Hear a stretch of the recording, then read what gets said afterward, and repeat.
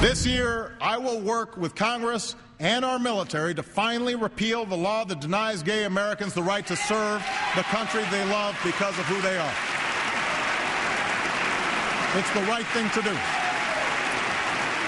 President Obama tonight calling for the repeal of Don't Ask, Don't Tell, the policy that theoretically says it's okay to be gay in the military if you're closeted, but in reality means that gay people are being witch hunted out of the military by the thousands. An estimated 600 Americans have been fired and kicked out of the military for being gay since Barack Obama has been commander-in-chief. Still, tonight was not the first time the president has called for the end of the policy. As a presidential candidate, he said he'd repeal it during his first year in office and that he didn't think qualified people should be kicked out of the armed forces for being gay. As president, he spoke at the annual Human Rights Campaign dinner and again said he wanted the policy repealed.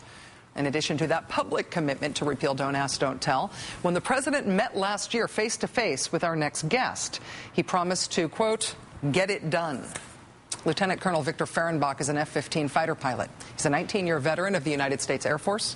On September 11th, Lieutenant Colonel Fehrenbach was picked to be part of the initial alert crew immediately following the attacks. He's since deployed to both Iraq and Afghanistan. He's flown 88 combat missions, including missions that were the longest combat sorties in the history of his squadron.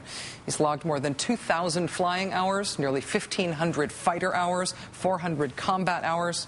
Lieutenant Colonel Fehrenbach is also highly decorated. He's received 9 air medals, including 1 for heroism. Despite this record and a totally unblemished career, Lieutenant Colonel Fehrenbach was informed of his impending discharge on September 2008. It is pending, and he is serving. Joining us now is Lieutenant Colonel Victor Fehrenbach. Thanks very much for joining us, sir. It's great to have you back on the show. Thank you very much, Rachel.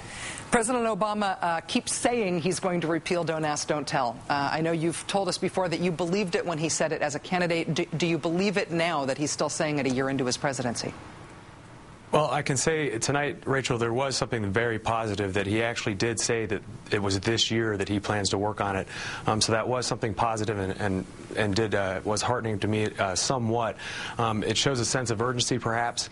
I know that any day now I could get my final discharge papers and I could be discharged, but also hopefully having a sense of urgency and getting it done this year would help the tens of thousands of brave Americans who continue to serve throughout the world, who are living under this policy and serving in silence and in fear like I did for 19 years. But overall, I could say that tonight I was just as disheartened and discouraged as I've been every other time that we've heard these words. I was also discouraged the fact that it was just one sentence out of thousands. So again, we've heard these words in the past, as you alluded to. What I really wanted to hear tonight was a plan of action, was a timetable of some kind. SLDN and other organizations have actually urged the president to include repeal in the defense budget that he's, I guess, scheduled to announce in the next couple of weeks.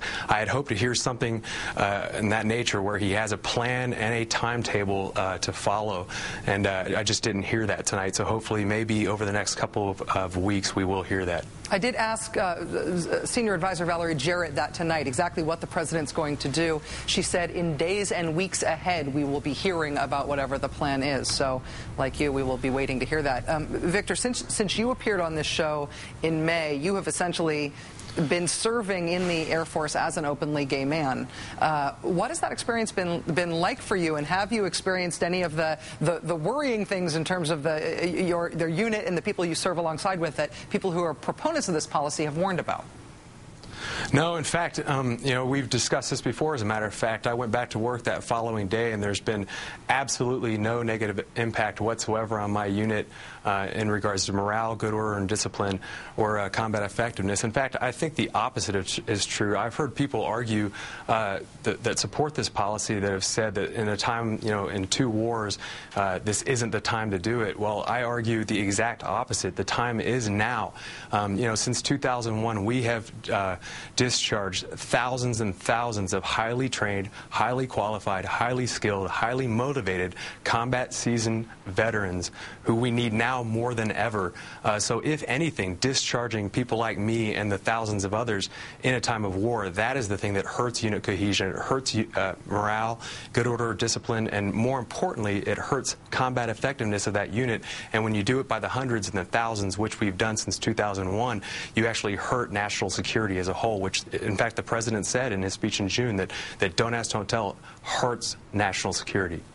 Lieutenant Colonel Victor Fehrenbach, thank you so much for joining us this evening. It's great to have you on the show and to hear your perspective on this. I really appreciate it. Thank you, Rachel. Lieutenant Colonel Victor Fehrenbach is a 19-year veteran of the Air Force. He received discharge letters in September 2008 under the Don't Ask, Don't Tell policy.